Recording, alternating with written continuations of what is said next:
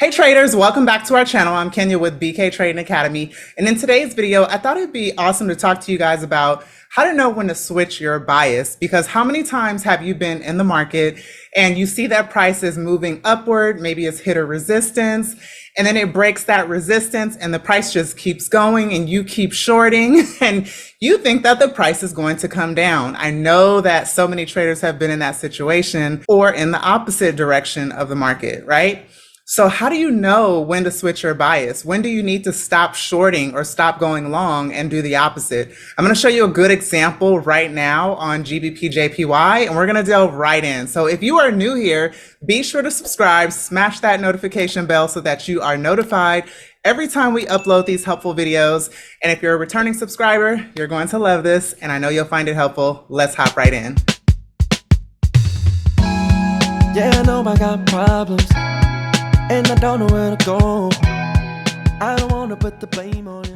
All right, guys, so we're going to hop right into GJ, one of the top favorite pairs a lot of people love, and we're going to look at what's going on right now. So I'm going to start from the monthly and do a top-down analysis, and we're going to delve in and just see when do we need to really switch our thinking as to what the market is doing and what indications tell us that possibly the market is headed the opposite directions. Let's look at the monthly. So I saw price dive all the way to our previous resistance that was tested back here in July, and we had a forceful rejection right off of this 178.28 level last week actually, and then we saw price surge to the upside. So what we're seeing right now is bullish price action continuing to the upside. Now, the Britain pound has been fundamentally weak in the past like 2 weeks or so. We saw some changes in their monetary policy, and we just saw the British pound plunge to the downside, okay? So we're on a bit of recovery, and let's just kind of look at technically what's going on here. So you can see on this monthly that we do have an uptrend. So if you were a position trader or a swing trader,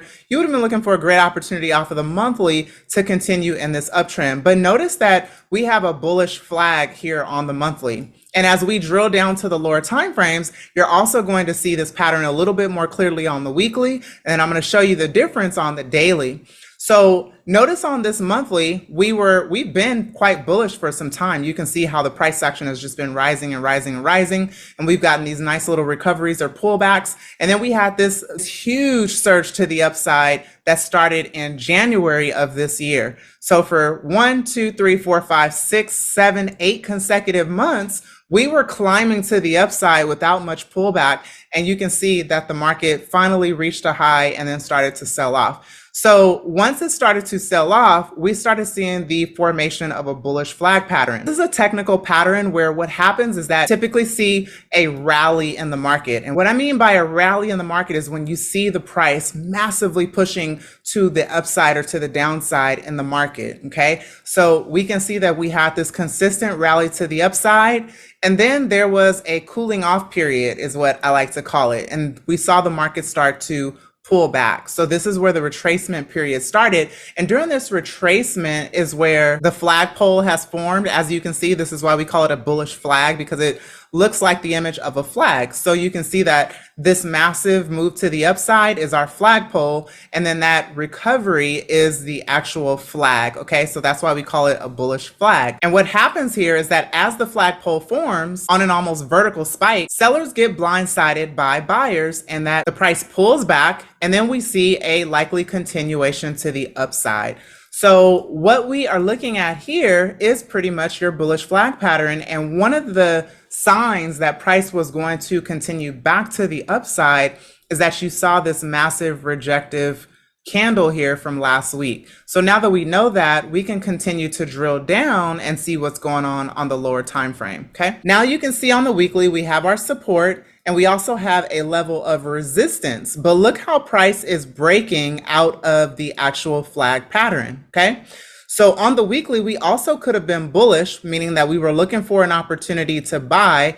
And you probably were looking at buying right here, right? And had no clue that price would spike this low, but it actually did. Now that price is breaking out of the flag, and it recently broke our weekly previous high here right at 183.14, price is now trading at 183.67, okay? So that means that more than likely, price is going to continue upward to the next resistance right here. Okay, that's what we're seeing, and that's what we see during a bullish flag breakout. We see where the price continues its trend that it was in. So considering that this has happened, notice how my support is here at the previous support. Now that price is fluctuating or moving, I'm going to now move my support up to the current weekly support, okay? So right there, and then my resistance is going to be the next reversal zone ahead. So now that I have this, I'm going to continue to drill down even more and make sense of this price action that I'm seeing. So now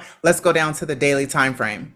So now here on the daily time frame, you can see that price has been in a downtrend. Now, how do I know this? I'm looking at the flag pattern, but I'm also looking at price action from back in August. Now, if you drew your trend line the other way, you could have drawn your trend line where you actually had it showing exactly like this, and you would have thought possibly that you were in an uptrend.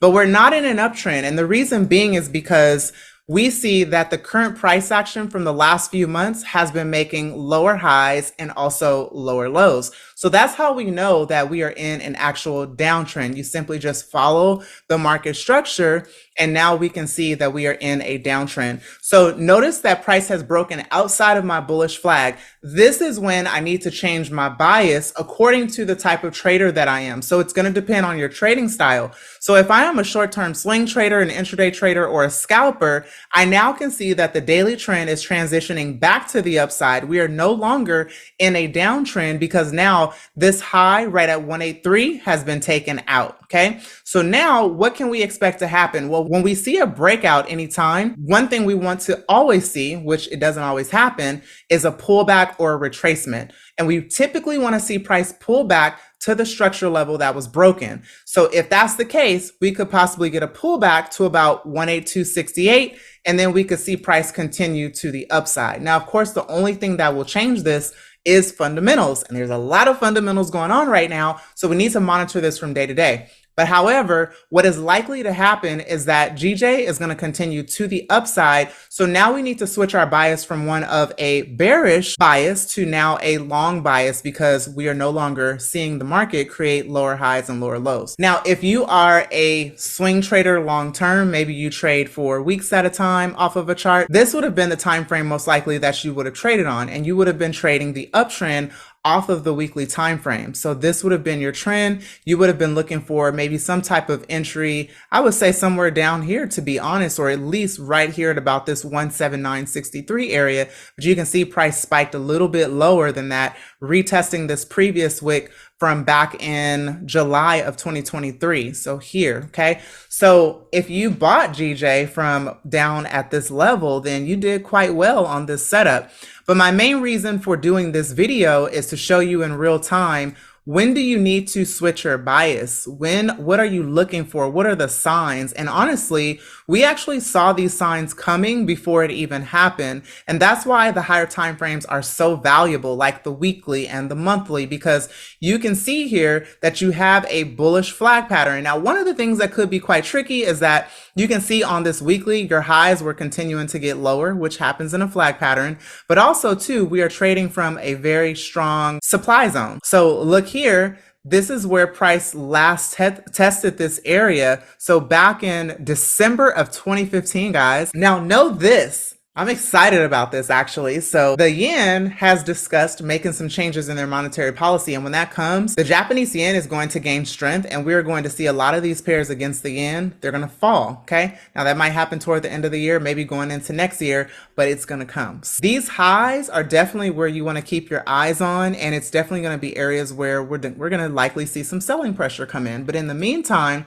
if you know what's going on fundamentally, you can really make a smart decision technically in terms of what's going on the chart, and you can trade it with confidence. So one of the things you need to remember is that the higher time frames will tell you signs of when a possible trend reversal is happening or when a trend continuation is going to happen.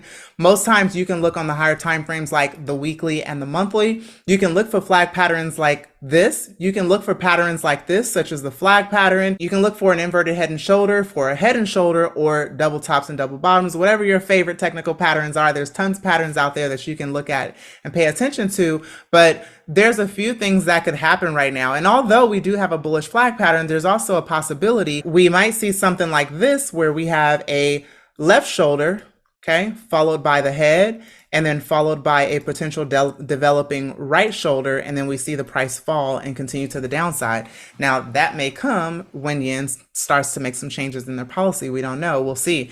But that is a possibility as well. So that's why it's always nice to look at the higher time frame, because it will definitely tell you what the price action is most likely to do. And it can be a bit deceiving on the lower time frame because there's a lot of noise, there's a lot of false alerts, and you can really just get thrown off. So it's really best to look at the higher time frame. But after you've looked at the weekly, monthly for clues, you can then continue to drill down and you can just kind of see what's going on. You can see the bullish momentum that is either rising or picking up. You can see that you're not getting much wick formation at strong levels. You can see where price is just kind of hanging out. And instead of seeing, look at this too, look at the last few days of candles. So notice how price fell here. So right at this October 2nd and 3rd, and then for the remainder of the days, look at these bullish candles building and building and building. And that's what told me that, possibly I think that we could see a breakout here because that bullish momentum was picking up. And also from the weekly, we saw a massive rejection to the downside, and then price continued to push back up. And look at the development of the current weekly candle and how bold it is.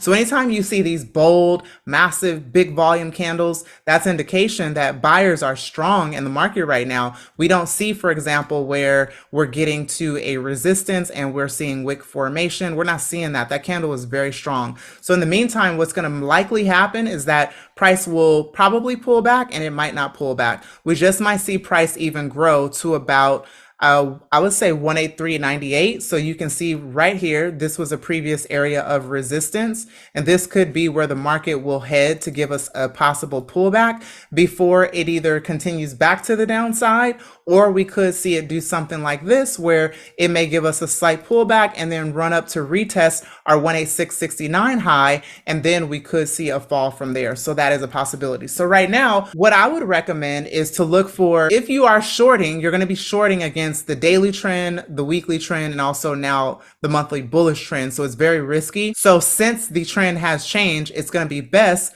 to wait for some type of pullback, which would be safer, okay? And I would wait for a pullback right into this area at about 182.62. Look for a pullback into this zone. Once you have confirmation, you can go long from this area and then take this back to the resistance of where it is right now at 183.66 and possibly hold your position in a break-even stop loss if that price continues to climb to retest our high from back in August of 2023. So guys, that is just a little tutorial on how to know when to change your bias. And I hope that by looking at GJ right now, that this gives you an idea of also how to execute this pair in the next couple of days if you decide to. Otherwise, I hope that this just helps you grow as a trader and helps you in some way. I appreciate you guys for watching, and I look forward to seeing you in the next video. Don't forget to smash the like button on this video. Make sure you subscribe and turn on the notification bell, and I will see you guys in the next video. What do you want to see next? Comment below and let me know. And yeah, I'll see you guys soon. Thanks for watching. Yeah, I know I got problems, and I don't know where to go. I don't wanna put the blame on you.